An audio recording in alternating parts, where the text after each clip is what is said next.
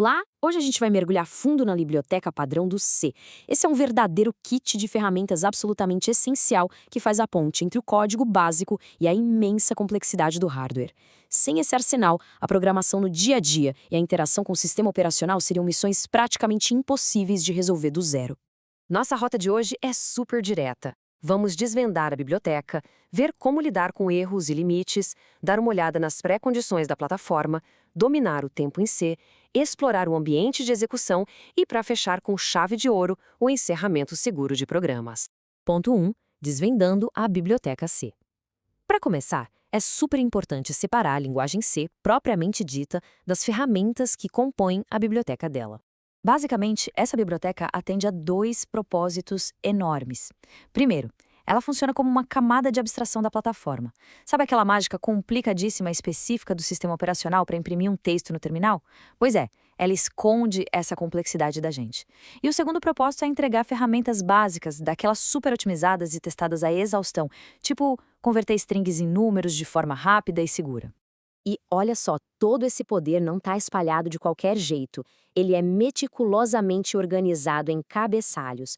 Cada um deles junta as interfaces, funções e macros certinhas para recursos bem específicos, como entrada e saída, manipulação de tempo ou os famosos códigos de erro. É literalmente uma caixa de ferramentas estruturada para entregar a máxima eficiência na hora de codar.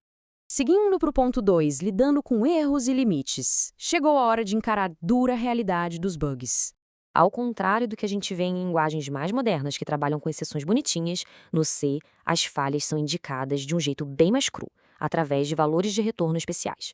Pode ser um ponteiro nulo, um valor negativo, um EOF.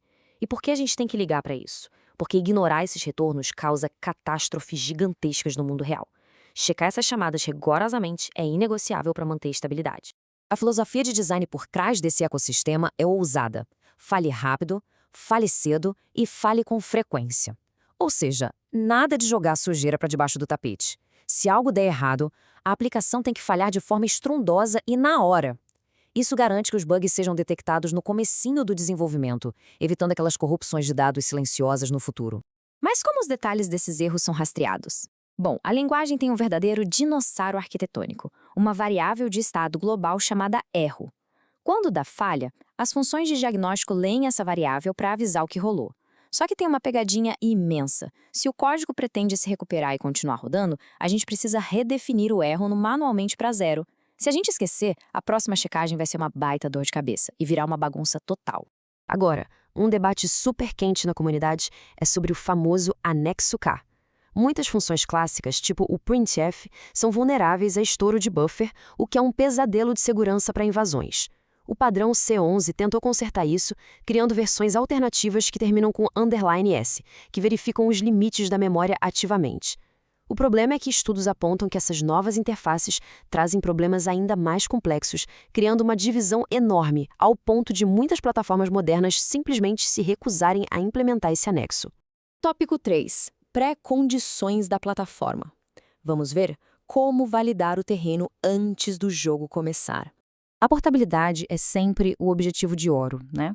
Mas às vezes a gente precisa assumir algumas coisas sobre onde o código vai rodar.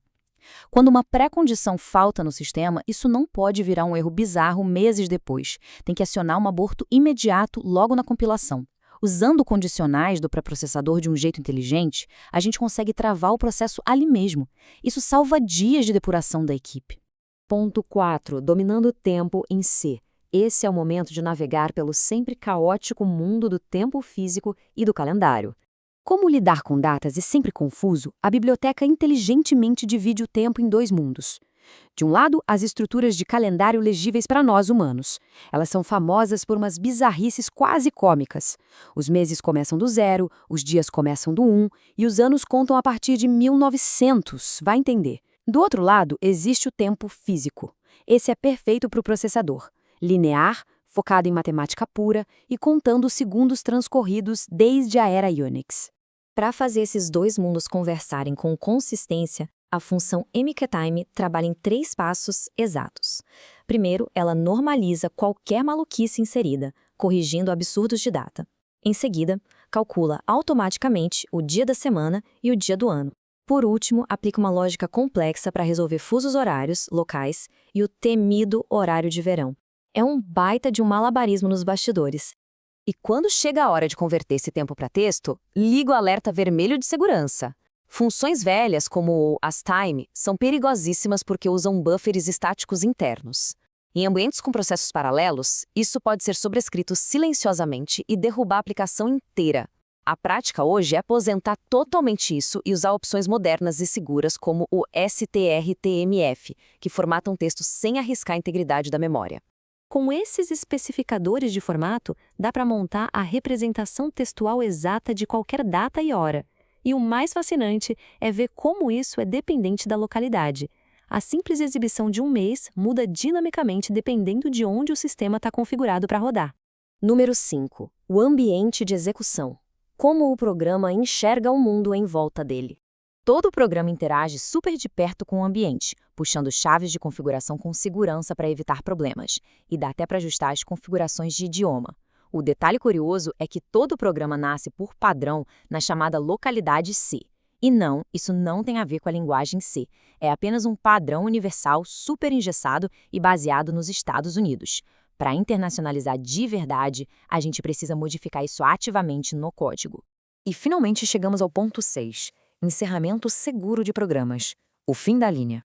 Parar um processo exige uma hierarquia incrivelmente rigorosa. O caminho ideal e seguro é o retorno regular da função main. Mas quando a gente desce nas alternativas de emergência, a coisa fica agressiva. Abortar bruscamente ignora o fechamento de arquivos e simplesmente rasga as conexões de rede ativas. Usar essas saídas forçadas exige precisão cirúrgica, porque elas simplesmente pulam toda a limpeza do sistema.